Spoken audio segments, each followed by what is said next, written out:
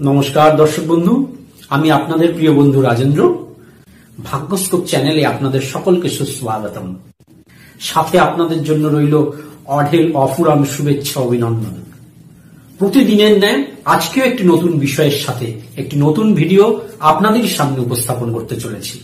আমার সাথে সব সময় যোগাযোগ রাখতে নিচের ফেসবুক পেজটি লাইক করুন এবং ফলো করুন। আর আমার হোয়াটসঅ্যাপ গ্রুপ জয়েন করতে আজই নিচের নাম্বারে রিকোয়েস্ট পাঠান। আসুন এবার আমরা মূল বিষয়ে এসে উপস্থিত হই। দর্শক বন্ধু, আপনাদের বাড়িতে কোনো শিশু আছে, কিশোর আছে যারা পড়াশোনা করছে, কিন্তু পড়াশোনায় তাদের প্রচুর সমস্যা আসছে, বাধা সম্মুখীন হতে হচ্ছে। অথচ এরকমটা কিন্তু ছিল না, কয়েক বছর আগেও এরকম ছিল না। এই ধরনের ঘটনা ঘটছে। বিবাহযোগ্যা পুত্র বা কন্যা আছে, অথচ তাদের বিয়ে দিতে পারছেন না, বহু সমস্যা উৎপত্তি হচ্ছে। বা আপনাদের গৃহে দাম্পত্য সম্পর্কের অবনতি হচ্ছে দিন দিন। কোন তৃতীয় ব্যক্তির প্রবেশ বা অযথা অশান্তি আপনাদের এই সম্পর্কটাকে বিষিয়ে দিচ্ছে। বা আপনি প্রচুর পরিশ্রম করছেন, ইনকামও যথেষ্ট করছেন, কিন্তু সঞ্চয় হচ্ছে না, তার জন্য চিন্তায় আপনার রাত্রি যাপন করতে হচ্ছে। প্রচুর পরিশ্রম করে খুব সামান্য রিটার্ন পাচ্ছেন, বা কখনো কখনো পাচ্ছেনই না, তার ফলে হতাশা, ডিপ্রেশন, স্ট্রেস, হাইপারটেনশন ইত্যাদির শিকার হচ্ছেন। পরিশ্রম করতে পারছেন না, একদমই অলস হয়ে পড়েছেন। গৃহে যদি এইরকম সন্তান থাকে, বা কখনো কখনো আপনাদেরও দেখবেন এরকম একটা ফেজ যাবে।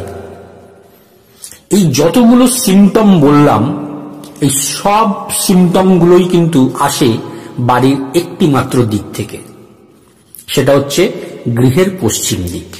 এবার আপনারা এতদিন পর্যন্ত আমার ভিডিও দেখে এটা বুঝে গেছেন, আমি কিন্তু সবসময় 16টা জোন নিয়ে বাস্তুতে কথা বলি।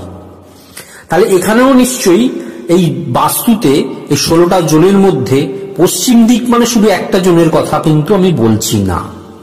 এখানে বলছি আমি একদম দক্ষিণ পশ্চিম কোণ থেকে শুরু করে দক্ষিণ পশ্চিম দিকের পশ্চিম দিক, আবার তার পাশে পশ্চিম দিক, আবার তার পাশে উত্তর পশ্চিম দিকের পশ্চিম দিক, এই যে 4টে জোন, এই 4টে জোনের কথা বলছি, অর্থাৎ 90 ডিগ্রি।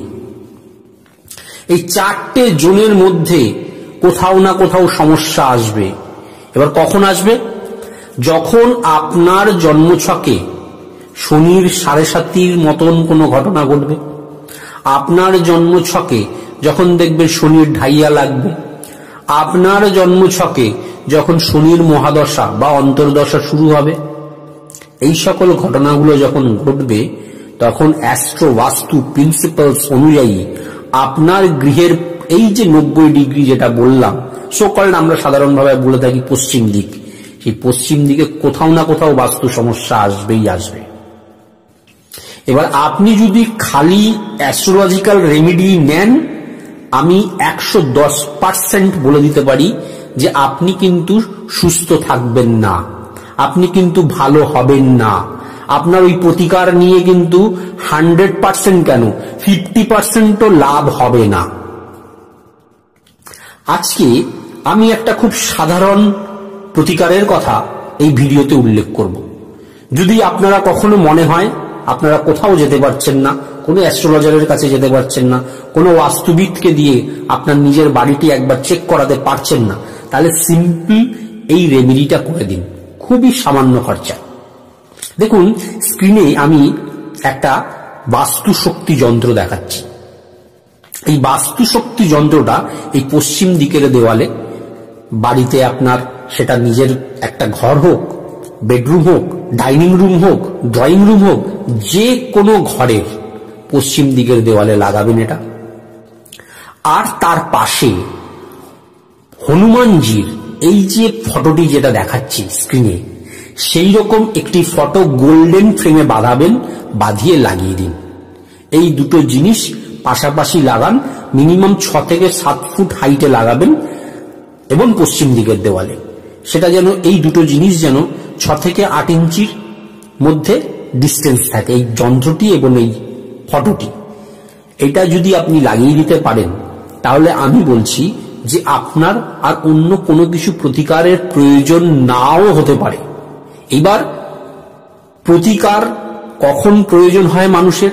যখন সমস্যা খুব বেশি হয়।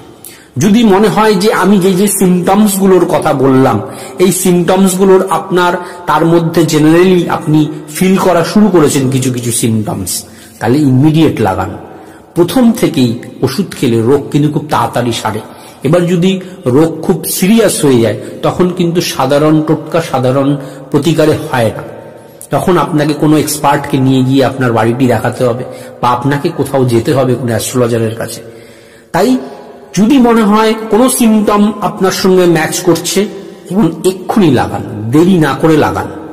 আর আপনাদের যদি মনে হয় অনলাইনে কনসালটেন্সি নেওয়ার প্রয়োজন আছে, নিচের নাম্বারগুলো যাচ্ছে, সেই নাম্বারে অবশ্যই যোগাযোগ করুন অনলাইন কনসালটেন্সি নেওয়ার জন্য, বাস্তু কনসালটেন্সি নেওয়ার জন্য।